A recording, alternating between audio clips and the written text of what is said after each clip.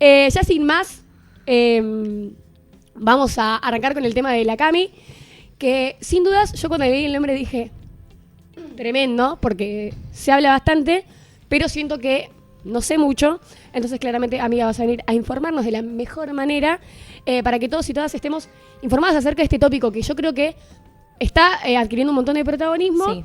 Y que nada, que tenemos que saber. Así que, amiga, mándele nomás. Muchas gracias. No, pero además es un concepto que cuando uno piensa en la región latinoamericana, sobre todo lo que es siglo XXI y fines del siglo XX, decís, claro, es esto, que es el lawfare.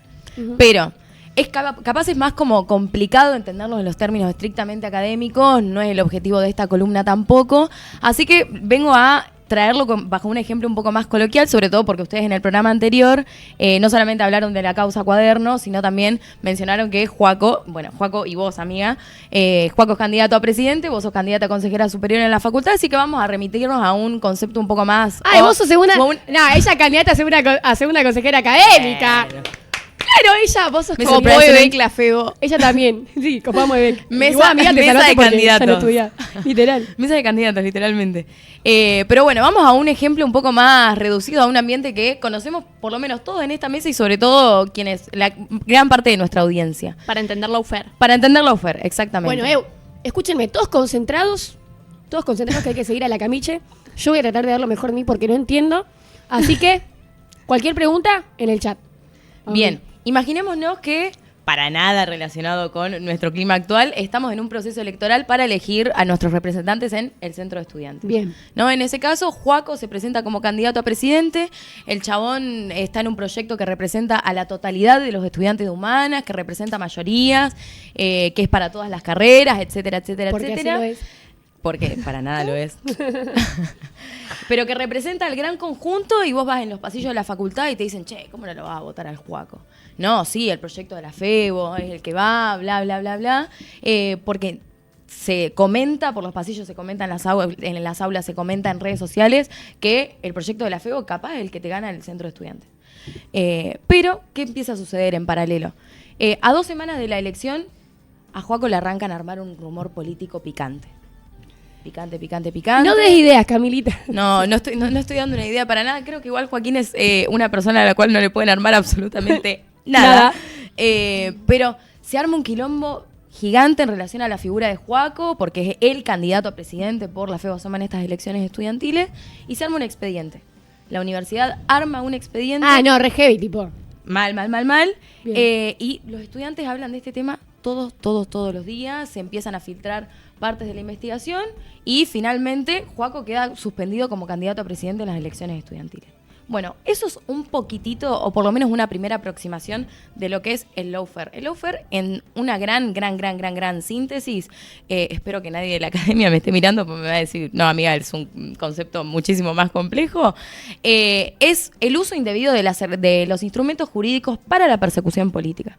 Es decir, se utilizan ciertas herramientas, ciertos instrumentos para destruir al adversario político y además es un concepto que implica 2 palabras. Law, que es la ley, y warfare, que sería una guerra justa, ¿no?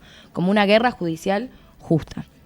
¿Qué es lo importante de este concepto? Que únicamente no se limita a los tribunales, no se limita únicamente a el poder judicial como tal, sino que hay una implicancia de mayores actores en relación, sean actores estatales, actores no estatales, incluso transnacionales, que están constantemente conectados con el fin de conseguir un interés o un objetivo político, geopolítico, económico determinado. En síntesis, eso es un poquito el concepto de lawfare. ¿Entendieron? Pongan que sí o que no. Pongan que por sí o por no. Por sí o por no. ¿Entendieron? Creo que estoy yendo muy a las chapas, pero cualquier cosa me frenan. Bien. Este concepto está compuesto por 2 elementos claves.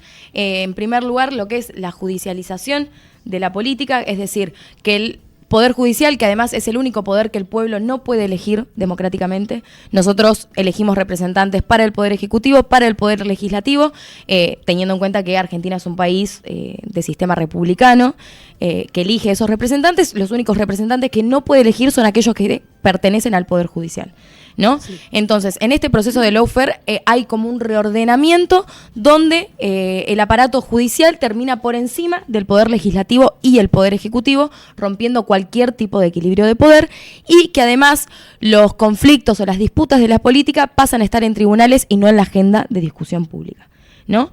Pero también para que el lawfare funcione tiene que haber toda una estrategia de mediatización de la política, ¿no? Que si nos volvemos al concepto de Juaco, un concepto, pero volvemos al ejemplo de Juaco y de las elecciones estudiantiles, se representaría en base de, bueno, todo este quilombo político que le armaron a Juaco, al candidato, a la suspensión de su candidatura, empieza a estar en redes sociales, se circula por los grupos de WhatsApp, se pegan afiches en la facultad, bla, bla, bla, bla, bla. O sea, hay una mediatización de la política, hay una mediatización de las causas, y que además hay algo muy clave que sucede en el lawfare.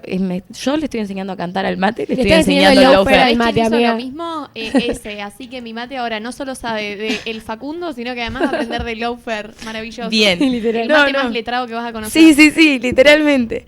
Y además hay una parte en la mediatización de la política muy clara en el lawfare, que es, se comunican cuestiones específicas y hay cosas que no se comunican. Por ejemplo, respecto de la causa Cuadernos, se ha comunicado por qué la ex vicepresidenta y 2 veces presidenta está presa en su casa, cuáles eran los fondos públicos que supuestamente se estaban choreando, etcétera, etcétera, etcétera. Pero cuando Cristina declara, eso no se comunica. Okay. Entonces, hay una estrategia de comunicación y de mediatización por parte del Poder Judicial que es muy clara. Y además, perdona, amiga, te voy a cortar con algo que encima aportó Juaco, encima con, por ejemplo, este armado de la causa Cuadernos para ensuciar también la imagen pública y política de Cristina. Digo, se viraliza todo, menos, por ejemplo, que 23 testigos fueron obligados a declarar en contra de Cristina porque si no eran recontra amenazados y iban a tener que pagar duro por no hacerlo. Entonces, digo, de repente en los medios oficiales no tenés estas declaraciones, las encontrás en el fondo más recóndito de Twitter o en alguna portada de página 12. Sí, exactamente, o en algún video así medio random que vos veas en Instagram, pero que no se difunde de la misma forma en la que se difunde la causa judicial como tal. Total. Pero bueno, como una síntesis más conceptual, el lawfare muestra cómo se elabora un consenso negativo, completamente negativo, desprestigioso, hasta incluso violento, porque no solamente la violencia es un elemento común a la vida que vivimos hoy, a la vida política que transitamos, se hablaba incluso en el bloque anterior, sino más bien hacia ciertos sectores políticos, ¿no? Sí. Que justo da la casualidad que son hacia aquellos sectores políticos que representan a las grandes masas, a las mayorías y a esos gobiernos que a fin de cuentas son del pueblo. Total. Y que los eligen las grandes mayorías. Sí, por eso también operan por medio del único partido que no podemos, o partido judicial, que es el único que no podemos votar. Entonces, ¿cómo destruir la opinión de las masas si no es por medio de fuerza? Exactamente. Pero bien, este concepto, como mencionábamos inicialmente, tiene un arraigo muy fuerte para la región latinoamericana. No es solamente en Argentina donde hubieron casos de lawfare, sino también en el resto de los países. Digo, Brasil es de los casos más emblemáticos, sucedió en Paraguay, sucedió en muchísimos países de la región, pero para comprender el significado de este concepto para nuestra región tenemos que volver un poquititín más atrás en la historia, no necesariamente volver al 1800, si nos vamos a la Guerra Fría. Estados Unidos, un país que yo mencionaba anteriormente. Yo quiero que sepan que a mí me gustan muchísimo los procesos electorales, por si no se dieron cuenta. Y me gusta mucho también hablar de Estados Unidos. No digo que sea el gran culpable de todo. Como cualquier ñoño internacionalista. Como cualquier ñoño internacionalista. Y el culpable de todo esto es Estados Unidos. Like si quieren una coca o la destrucción plena de los Estados Unidos. Nadie va a saber por qué le dieron like. Yo pensé que habían puesto eso en comentarios tipo, mira que bien, buenísimo. No, a todos le doy me gusta. Llamaba a dar like. Pero bueno, durante gran parte de la Guerra Fría, Estados Unidos quería frenar aquellos proyectos políticos que representaban una amenaza para sus intereses, ¿no? Generalmente en la Guerra Fría era cualquier país que presentara una amenaza comunista al proyecto de expansión capitalista que proponían los Estados Unidos durante toda la Guerra Fría. Muchas veces lo hacían mediante mecanismos de poder duro. Digo, en todo lo que es la historia del sistema americano, vemos cómo Estados Unidos, mediante distintos instrumentos, ha puesto dictadura, ha financiado dictadura, ha intervenido y nadie lo ha juzgado, ha marcado un liderazgo muy grande en materia de ejercer ese poder duro. Uh-huh. Y además, no es una casualidad que quien populariza el término lawfare es un general estadounidense. Digo, es un concepto que fuertemente lo podemos relacionar con, no sé si la cultura norteamericana, porque no sé si lo calificaría de esa forma, pero que sí es... o que caracteriza más bien el modo en el cual Estados Unidos instrumentaliza su política exterior hacia América Latina. Ok. ¿Bien? Sí. ¿Únicamente con América Latina o también tiene estas conductas con...? No, ha tenido con el resto de los países. Pero se sí profundiza en América Latina. Se profundiza Medio mucho. Oriente también, sí. Pero las estrategias son distintas desde ya. Exactamente. Las estrategias son distintas porque los regímenes son distintos y la forma de ejercer la política en los distintos continentes, bueno, por supuesto que es diversificada. Uh-huh.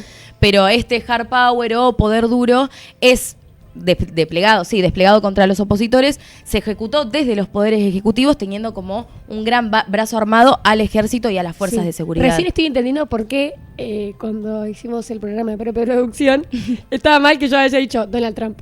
Porque yo dije, bueno, hoy Estados Unidos, o sea, cuando uno piensa en todos los caos que está ocasionando, decís, bueno, claramente uno lo relaciona a la característica del gobierno de Donald Trump y claramente es un modo operandi que tiene el país per se, más allá de los líderes que gobiernan el país. Es que son estrategias diseñadas para responder a los intereses del poder económico mundial, ¿no? Ni hablar, y que además forma parte de, bueno, nosotros en la carrera lo solemos estudiar y aprender también como esas fuerzas profundas que han dictado la política exterior norteamericana a lo largo de toda su vida como Estado. Sí. Que si bien ahora tiene una práctica un poco más distinta, lo charlábamos en la columna anterior, de que es más violenta, de que ya no es para trasladar las democracias al resto del mundo, sino que es para extraer recursos. Bueno, en la finalización del siglo XX e inicios incluso del siglo XXI era mediante una estrategia militar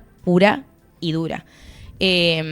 Igual la comunidad internacional dio una respuesta a toda esa represión. Tribunales en Argentina presentaron un juicio a las dictaduras, también se detuvo a Pinochet, dictador en Chile, o sea, hubo un sustento o un apoyo, digamos, de la no sé si es un apoyo, no lo diría en esos términos, pero de la comunidad internacional frente al accionar estadounidense, pero no se frenó nunca. Esa es una realidad.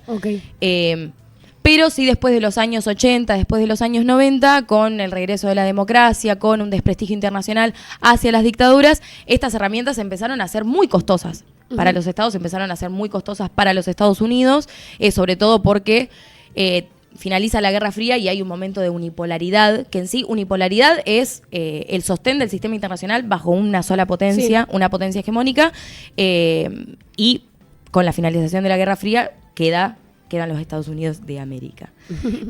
Pero sí resulta muy costoso seguir manteniendo toda esa instrumentalización militar para poder sostener sus intereses. Sí, y no, perdón, te corto, no solo en términos económicos, sino también en términos de sanciones y represalias en una comunidad internacional que cada vez estaba condenando más ese tipo de regímenes que por la fuerza terminaban desestabilizando gobiernos e inyectando líderes que ellos querían. Exactamente, y que hay un sistema de alianzas que sostener y una hegemonía que sostener.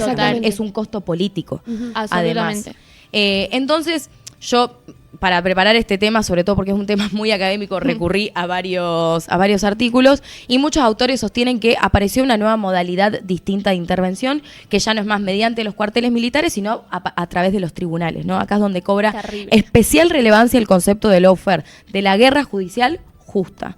Que además, si volvemos un chiquitín a Estados Unidos, el término justo es muy parte de la lógica mesiánica de los Estados Unidos, de intervenir conforme a lo bueno y lo malo. Bien. Sí, por eso se llevaron a Maduro de Venezuela, ¿no? Exactamente. Tal cual.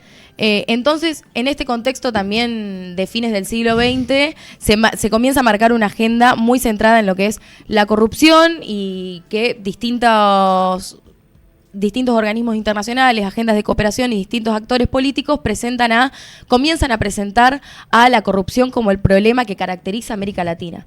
Pero no a América Latina, sino a aquellos gobiernos que sostienen que la intervención del Estado al momento de ejecutar su planificación política es necesaria. América Latina bajo regímenes o líderes que no son los que comparte Donald Trump, básicamente, hoy. Trump y Estados Unidos. Perdón, y el poder económico internacional. Y el poder Esa sería, económico. digo, porque, perdón. O sea, el Brasil de Lula, no el del Bolsonaro. Claro, exactamente. Porque lo que tienen estos gobiernos, ponele como el de Bolsonaro o el de Macri, que son promovidos por Estados Unidos porque es la antítesis a los gobiernos que representan los intereses de las mayorías y de la clase trabajadora, es que responden mucho al poder económico internacional. Entonces después terminás entregando soberanía, recursos naturales, terminás entregándote, ni siquiera reclaman la soberanía de Malvinas, de Argentina sobre Malvinas. Entonces obviamente que necesita Estados Unidos tener a ese tipo de gobiernos porque los otros buscan autonomía y soberanía nacional. Exacto. Entonces, esta es la manera que encontró para desestabilizarlos por completo. Bien. Exactamente. Me encanta que hayas traído este tema, Cami. Estoy muy contenta. Yo también estoy contenta porque además me gusta muchísimo.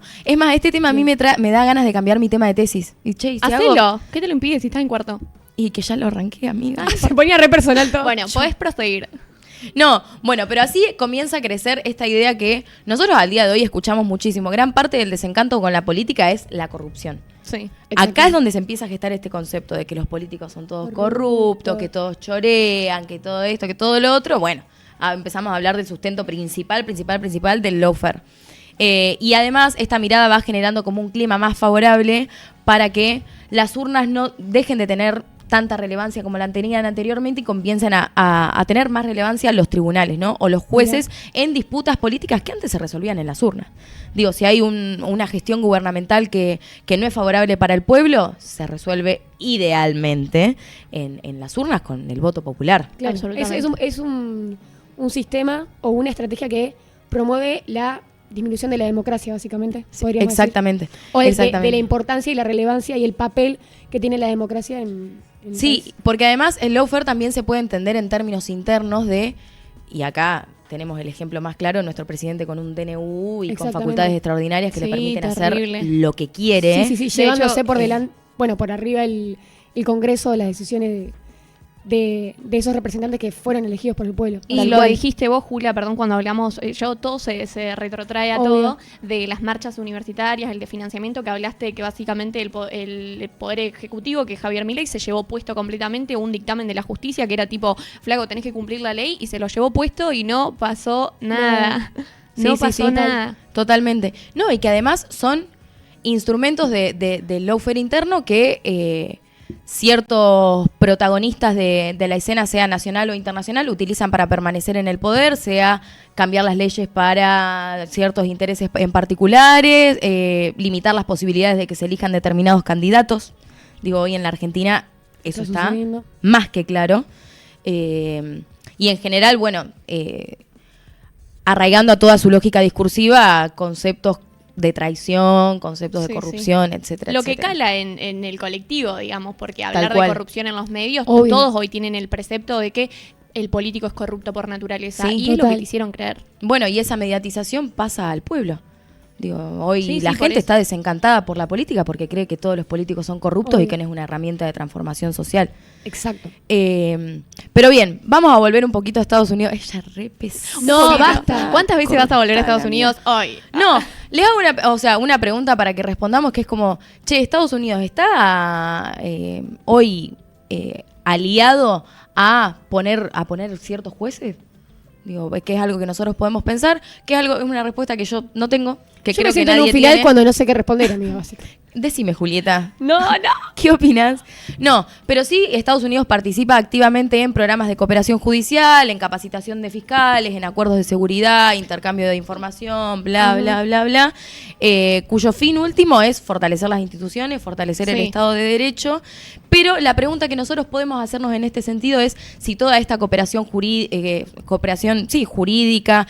bajo la tendencia histórica que ha tenido este país de imponer sus intereses mediante la fuerza, ahora tal vez, no lo sé, mediante los tribunales, es para imponer sus intereses políticos en el resto del mundo. Sí, absolutamente, para mí sí. De hecho, antes lo hacían con los militares, o sea, así como ahora están abriendo estos programas judiciales, no sé qué, antes lo hacían entrenando a todos los militares de América Latina en su propio país, digo. Exactamente. Es una estrategia. Para mí también lo es. De todas formas, no hay una respuesta definitiva para esta pregunta. Yo no creo que en algún momento la vayamos a tener. Sí. O sí. No sé, la verdad no lo creo. Pero uno de los ejemplos que nos puede servir para responder a esta pregunta es el caso de lawfare en Brasil, que es uno de los casos más emblemáticos para toda la región latinoamericana, que es básicamente el encarcelamiento de Lula da Silva y la causa que es la Javalato, se denominó de esa forma, en el caso brasileño.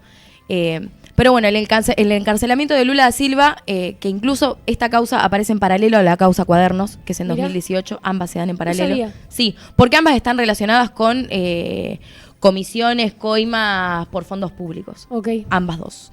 ¿Está bien decir No, ambas está dos? mal, es reiterativo, Mi- pero se dice en Mi amiga, en el- mi amiga Libel, a la cual le mando un beso, me dice, ¿cómo vas a decir ambas dos? Es que Y se yo lo dice tengo muy sarcástico, interna- se dice en joda, tipo, ambas dos. Ambas Entonces dos. está bien, en este programa está todo permitido. En No este todo, programa está todo permitido. pero el chiste sí. Pero bueno, el encarcelamiento de Lula da Silva se concreta justo antes de los comicios presidenciales del 2018, que tuvo como objetivo central eliminar la posibilidad de que Lula, que lo amamos. Cuando Mica dijo, yo tengo muchas ganas de vivir en Brasil, yo también, amiga. Además, imagínate despertarte y cantar. Sí. Na, na, na. Ay, Ya perdimos, Esa chicos. es que- Perdimos a la conductora. Na, na, na, na, na. Míralo. Un Vamos tipazo. perdiendo la cordura, ya son casi las 9 de la noche. Es literalmente igual al caso de la ex mandataria argentina, Cristina. Exactamente. Sí, es O muy, sea, muy, muy, muy literalmente similar. días antes de las elecciones. de Muy los similar. Pero bueno, uno de los objetivos era evitar que Lula se presentara como candidato a presidente para esas elecciones, sobre todo porque era el candidato que Y tenía era el las candidato mayores que venía posibilidades de siendo ganar. reelecto desde los siglos de los siglos. comicios, literal. Tal cual, tal cual. Pero igual es importante mencionar que el encarcelamiento de Lula no pasa únicamente porque era aquel que tenía mayores tendencias de ganar esas elecciones, sino más bien por lo que representaba políticamente. Digo, Lula para el Estado brasileño, un Estado que se había recientemente metido en los BRICS, que había consolidado empresas estratégicas como Petrobras. Digo, muchos de nosotros hemos cargado nafta seguramente en alguna de esas estaciones, que había fortalecido el rol del Estado en la economía, que era un gobierno para el pueblo a fin de cuentas y que evidentemente no representaba los intereses de los grandes sectores económicos, ¿no? Entonces, el objetivo no había sido simplemente imponer el fin de una candidatura, sino de un determinado proyecto de país, de un determinado proyecto político y de un determinado proyecto económico. Pero para entender por qué hablamos de lawfare en el caso de Lula da Silva, tenemos que entender qué fue esta operación Lava Jato, iniciada en el 2014, que comenzó como una investigación de lavado de dinero, pero que rápidamente se transformó en la mayor causa de anticorrupción de la historia de Brasil. Lo que demuestra esta causa es que se revela una trama de sobornos de las grandes constructoras, que paso a leer el nombre porque no lo sé pronunciar, pero que es especialmente Odebrecht. Espero estar diciéndolo bien y que ningún brasilero me esté mirando. Le miraron brazuca de repente. De la nada se Buenísimo. internacionalizaba Beck, ¿viste? Un beso. Neymar. Pero entre las grandes constructoras, políticos y ejecutivos de la centralidad política y mediática, y que prácticamente se consolidó como el tema dominante de la agenda pública en Brasil durante muchísimos años, y que además esta cuestión de la agenda respecto de Petrobras, que es una empresa estatal de un recurso muy estratégico como lo es el petróleo, también había sido utilizada para destituir a la ex, no la causa Lava Jato como tal, sino Petrobras, para destituir a la primera presidenta en Brasil, que fue Dilma Rousseff, exactamente. Pero bueno, Para Cami. sigamos porque creo que estamos muy cortitos de tiempo. Sí. Pero bueno, dentro de esta causa hay un juez que se vuelve muy importante, que es Sergio Moro, y que además dentro de otro de los instrumentos que tiene esta operación, Lula había sido acusado de tener, además de robar los fondos públicos de Petrobras, una de las causas fue conocida como el triplex de Guarujá, ¿no? Que había obtenido un departamento de lujo por parte de una constructora a cambio de beneficios vinculados por contratos de Petrobras.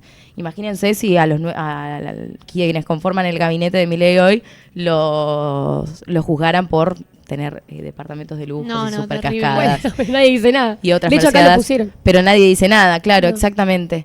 Pero bueno, para llegar a esa condena, la justicia utilizó no, ya no puedo ni hablar. Herramientas que son legales dentro del sistema brasileño, pero que luego se convirtieron como en un objeto de controversia. Una de esas es la colaboración premiada, que nosotros acá en Argentina lo solemos comprender como con la figura del arrepentido, que de hecho es una de las figuras que se utiliza para la causa Cuadernos, mediante la cual empresarios y acusados obtienen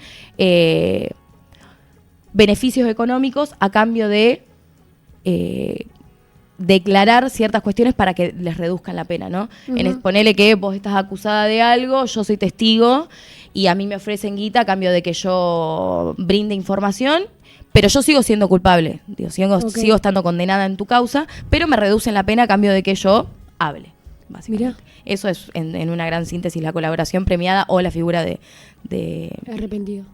Del arrepentido, exactamente. Y gran críticos de la causa de Lula declaraban que sucede algo muy similar con la causa Cuadernos. Creo que había 73 personas que habían sido llamadas a declarar, declaran únicamente 23 y nada tenía consonancia con lo que lo estaban acusando, pero lo encarcelan de todas formas. Es más, incluso se aplica la ley de ficha limpia, que fue aprobada por el Congreso acá en Argentina hace ¿cuánto? ¿Un año? Sí. Un poquito más de un año. Sí. No fue rechazada. ¿Rechazada? Ficha limpia no fue rechazada. Tenés razón. No sé, me chequean la info, por favor. ¿Me chequean? Pero estoy casi segura. Bueno, pero se aplica ficha limpia. Sí. No importa. Se impulsa, que ahí está la intención, ¿no? Exactamente. Por lo tanto, Lula queda deshabilitado a participar de las elecciones brasileñas en Rechazada, 2000. me confirman acá. Rechazada. Bien. Se aprobó ficha limpia. Igual ya en este Sí, país no me sorprende absolutamente nada. Se utiliza la ley de ficha limpia para impedir que Lula participe electoralmente. Y acá aparece de nuevo Estados Unidos. ¿Saben por qué? Porque Estados Unidos cooperó judicialmente con fiscales brasileños y ciertos organismos estadounidenses, especialmente el Departamento de Justicia y también otras agencias de inteligencia y de investigaciones financieras internacionales. Están metidos en absolutamente en todos lados. Sí, increíble. Que una dice, che, capaz que acá no tienen nada que ver. No. Bueno, pues sí. Pero bueno, hay como dos fuentes de análisis para esta cooperación. Primero, de que ya habían cooperado antes, habían cooperado en lo meramente técnico. Y nada, ¿qué vas a decir? O sea, si cooperaron antes, ¿por qué no iban a cooperar ahora? Pero otros responden también que esta colaboración entre fiscalías de distintos países es una práctica habitual en investigaciones de corrupción transnacional, pero bueno, es medio raro porque estaba vinculado a sectores geopolíticos muy estratégicos. Sí, y además, perdón, estás interviniendo en asuntos de otro país, ¿me entendés? Y hay principios que determinan la no injerencia y la no intervención en asuntos internos, y sin embargo se lo están pasando por el culo porque buenas intenciones detrás, ¿me entendés? Claro. Las relaciones internacionales no. On fire. ¿Qué es lo peor de todo? Sí. Que esta controversia se profundiza cuando le encuentran llamadas a Sergio Moro, el fiscal, el juez que está a la cabeza de esta causa, y fiscales estadounidenses de la Lava Jato. Entonces, chicos. ¿Qué responde más bien la opinión pública? Che, nos están tomando el pelo. Evidentemente, Estados Unidos vuelve a utilizar una estrategia de intervención, ahora mediante tribunales, ahora mediante un instrumento más político y blando, porque no se utilizan los mecanismos duros, sino realizás un llamadito telefónico, organizás el Poder Judicial en otro país, te quedás sentado en los silloncitos de la Casa Blanca y aquí no ha pasado nada. Tranquilo porque tenés el control, básicamente. Exactamente. Pero bueno, el caso de Brasil es de los más emblemáticos porque Lula da Silva lo desencarcela. El Supremo Tribunal Federal anula las condenas contra Lula y determinó que Sergio Moro no había actuado con imparcialidad, que es como se supone que debería actuar el Poder Judicial.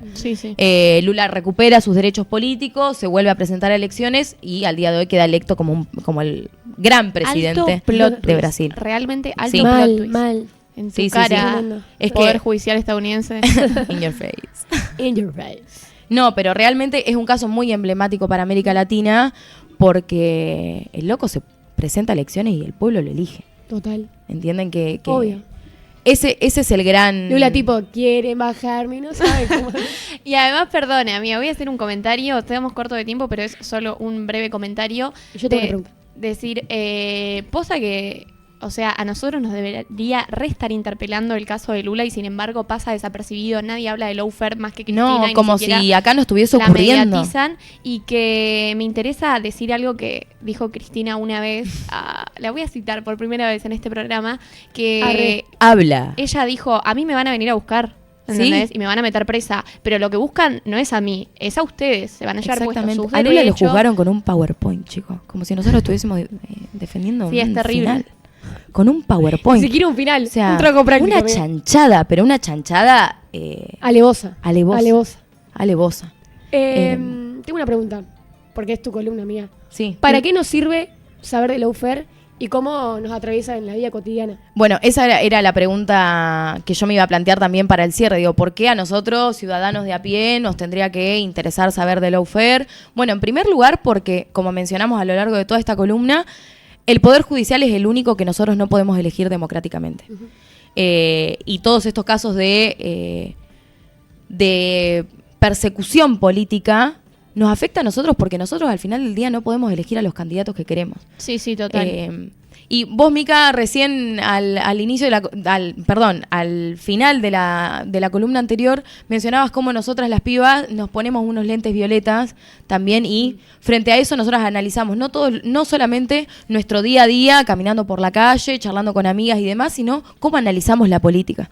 Digo, hoy yo como mujer y nosotras como mujeres y sobre todo como militantes políticas también, entendemos que hay un pueblo que quiso elegir una candidata. Esa candidata en su momento fue Cristina el año pasado para la tercera sección electoral, a la que el pueblo no pudo elegir por un caso de lawfare.